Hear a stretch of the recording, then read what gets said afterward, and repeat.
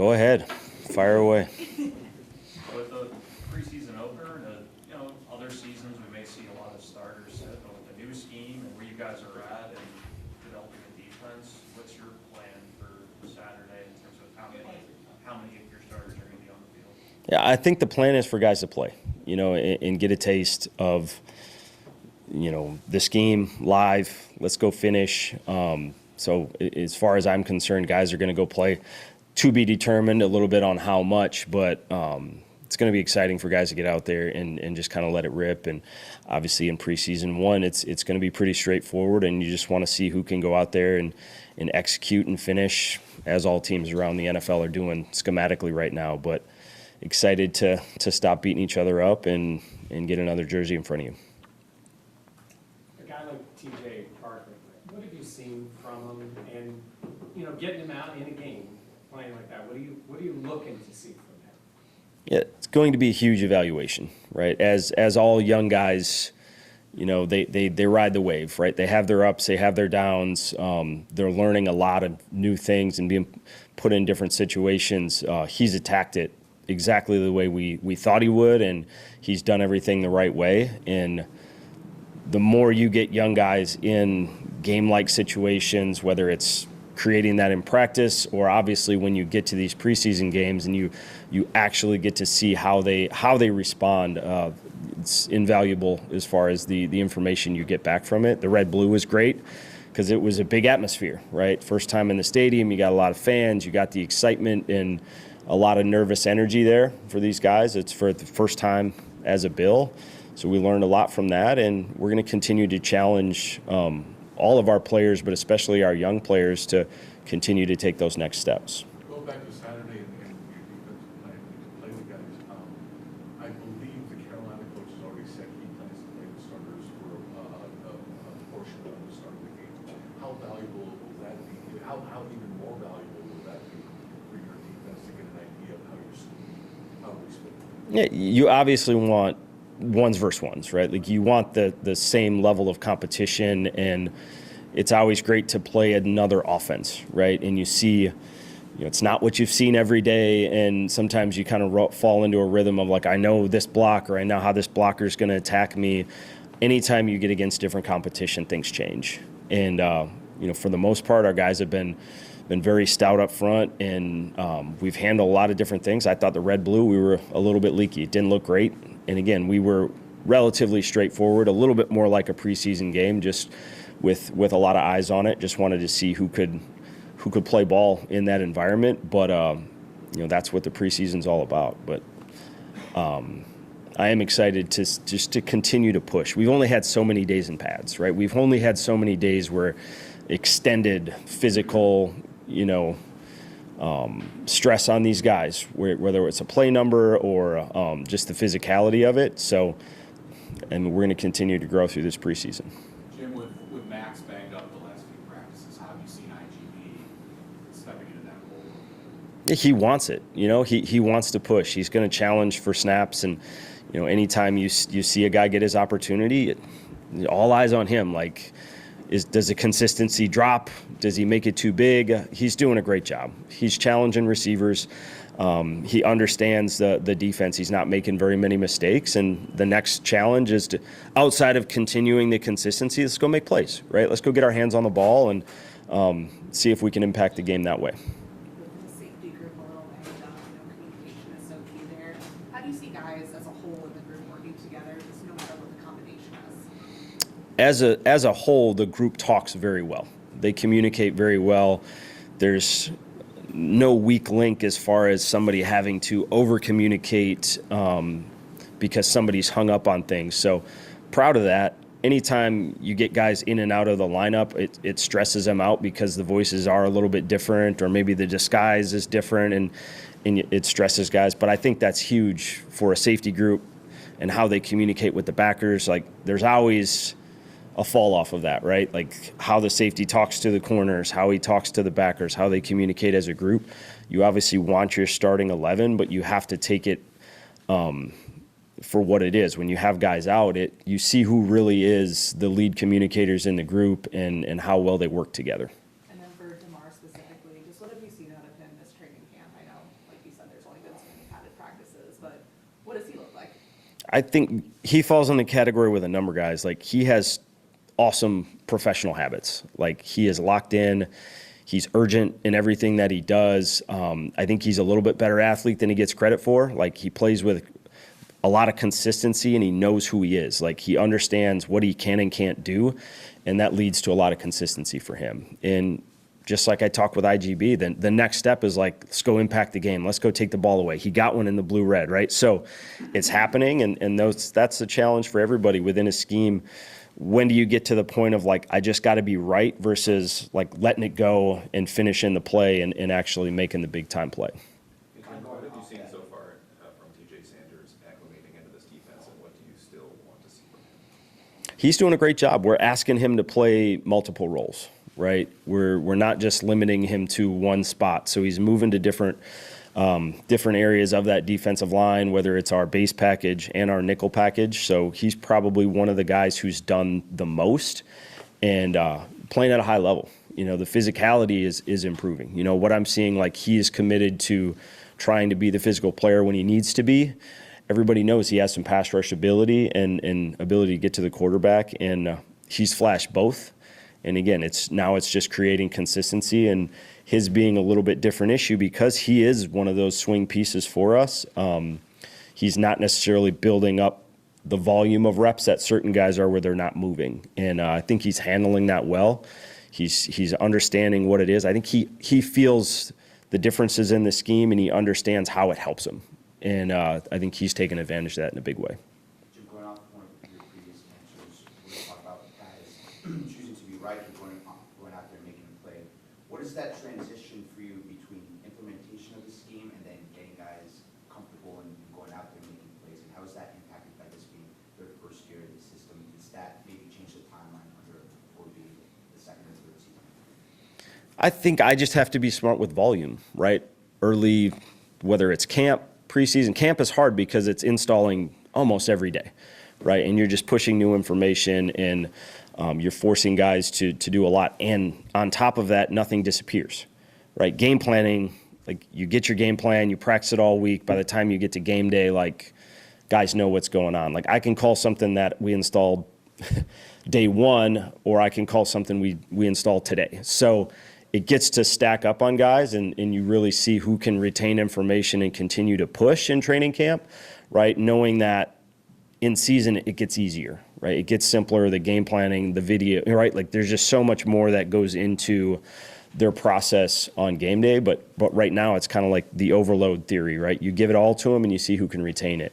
So it gets simpler, right? And then I just have to be smart. Thing I learned in that stadium, it's going to be loud as hell, right? So how we communicate at home is going to be huge, right? And the more adjustments, the more communication that we have, obviously there's more chances for bad things to happen unless we're completely dialed in. You know, we're working crowd noise. We worked crowd noise yesterday, right? Coming out of that as just the reminder for the guys, like, away games, obviously it's certain stress for the offense, but home games, like, we're going to have the same issue on defense that we have to be aware of and we have to prepare for. You just brought up that little detail about, like, the crowd noise, and you're trying to prepare for all these things. Has anything surprised you? Have you, like, learned anything or found out something that maybe you weren't anticipating as you transitioned into this role? Nothing very surprising.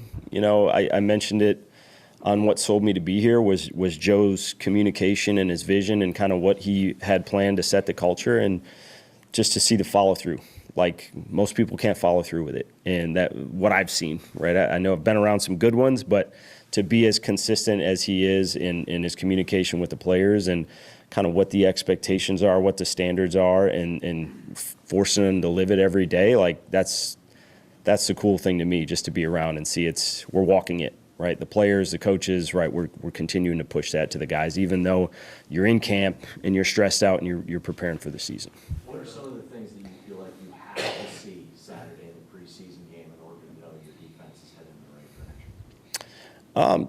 To me, it's the physicality up front, right? Like, let's go get that done. You know, there's going to be mistakes that are made, but can we fly around, be physical? And it's the first opportunity to finish, right? Tackling, right? Tackling, getting guys on the ground in live situations, making plays on the ball, right? You go through an entire training camp, the quarterback doesn't get hit, right? So as camp goes on, generally offense has a little bit of an upper hand because quarterbacks get comfortable, they see the looks, they understand what you're doing, and oh yeah, by the way, like we can't touch you. So they can take a little bit more time. So seeing guys transition to real timing, right? The second half of a play sometimes in a practice can get skewed. And you got to get guys to understand, to trust. And again, that's where I said, like, let it rip and make plays. Well, usually you make more of those in live settings when the quarterback's timing becomes more real, right? That gets skewed a little bit in camp. Even in the great ones, like if they're playing with great rhythm and timing, like there are certain things that change at the end of the play. That makes some things hard to evaluate, or you just have to like pause on the evaluation a little bit until it becomes real, right? Open field tackling, again, attacking the football or creating turnovers, like those are huge evaluators in this preseason, right? It's big to see because you finally get the opportunity to see the end of the play be real. Speaking of the quarterback, yours made a pretty incredible throw to Khalil in that blue and red on Saturday. You know, he signals to change the route. I mean, as a defensive coordinator, what has it been like to see you guys go up against Josh and really his command in the huddle and before the snap in terms of just making changes and what he can do to a defense when he's working like that? Yeah, it's so fun to see on a daily basis. You know, the biggest thing about Josh is like one of the ultimate gamers, right? And as many snaps and as much success as he's had, when it's time to compete, right, we have the 2 minutes and you see some of the throws he's made. You know, the end of that period was in our, like, gotta have it. So we had a lot of fourth downs and things like that. And you just see some of the throws that he makes in those settings, and he knows how to elevate it within a practice and go, all right, these 5 plays right here, it's the freaking Super Bowl, right? And as a coordinator, that's awesome because not everyone is capable or willing to do that in a practice setting. So for us, like, there's plenty of plays where you're like, damn, that was pretty good, and just look at the ball placement here. He did it a number of times in that practice. He does it every day. But it's so cool to see, and I'm glad he's on my side, you know, when it comes down to it. So it stresses us out. He does a great job of ID and pressures and things like that and getting them to good plays or getting them out of bad plays. So you kind of get to see a guy who's playing at the highest level, you know, behind the scenes. You talked about the tackling piece. How exciting is that for you getting to have that evaluation more on Saturday and where you can kind of see where this defense is at? It's the biggest one, right? In all reality, right? Schematically, you're going to get guys in places to make plays, right? That's my job. But who can finish, right? Who can finish? Get guys on the ground. Was an Achilles heel here last year, right? So that's the number one thing we have to correct, and the number one way to do it is getting population to the football, right? Everybody knows that, the effort you play with and getting more than one guy to the ball. And it's in all reality the biggest piece because scheme is scheme, but if you can't get people on the ground, you're going to have to make adjustments and figure out how you can help them do that. In that sense, I mean, when you want an attacking style defense and you want to apply pressure on the quarterback, what is the balance between getting enough pressure and getting home and taking and knowing that the more time you're risking with the on the back end? What is that happy balance, and how confident are you that this defense can get home? Yeah, I think that's what you have to learn as a coordinator, like the DNA of the guys on the field, right? You can't pressure just to pressure, right? You can't do it recklessly. I've mentioned that multiple times, right? Like if you're doing it on purpose, you know, and you have to live through certain things. Like if you don't get home, the coverage is stressed, right? It's just what it is. So there's always a balance, and I think what those numbers, right? It's not, you don't go to PFF and say, well, this is our sweet spot, right? But at the same time, like you have to understand the DNA of your team. Some guys can be aggressive and over-aggressive because that fits who they've got in the building, and others are a little bit different, and that's what I have to find out. You know, I'm getting a better sense of it as these practices go on of what we can and can't do, and then as the season comes on and it's live bullets, like that's when I have to figure out what the personality is going to be and how much we can attack. Andre Jones seems like one of those those guys that's provided some of that pressure at times during Who practice. was that? Andre Jones. Yep. Maybe a little bit under the radar going into camp, at least for us. What can you kind of tell us about what you've learned about him? Yeah, Dre, I've loved his approach. You know, he's a very mature kid. And it's not a kid, right? He's very mature. He's a guy who's grown so much from the first day I've got here, and you start to see, like, he's a physical player. He plays aggressive. He plays fast. He's done an excellent job both in the run game and rushing the passer. He's one of the guys I'm really excited to see in the preseason. Just let it go. And again, can you finish? You know, like, that's the biggest thing, because that group, there's a lot of talent. There's a lot of talent, and there's a lot of physicality in that group. So who can separate as the guys who can rush the passer, who can separate as far as the guys that can provide a little bit of flexibility, and he's one of those guys. Jim, what about the balance between, you're a new coordinator in this system here, so you got the regular season where, say, the Texans, you have the first game, they haven't seen what you're gonna do, you don't have any tape for that. Balancing that with wanting to work on what you want to be when the season starts. Is there a balance to that, not Yeah. showing too much? Absolutely. There's an advantage in year one, right? If we handle it a certain way, right? Teams, there's going to be a little bit of guesswork, right? They can look at the preseason and evaluate what we did, and there's some scheme that they'll be like, yep, we know how they're going to do this, but I think you have to hold some cards in your sleeve, right? And you know, they can look at what I did at Wisconsin, they can look at what we did in Denver, and then they're going to have to piece together what this is finally going to be. And I think it will be a little bit more straightforward in preseason year one than maybe it will be going forward, just because of the unknown for some of these teams that we play.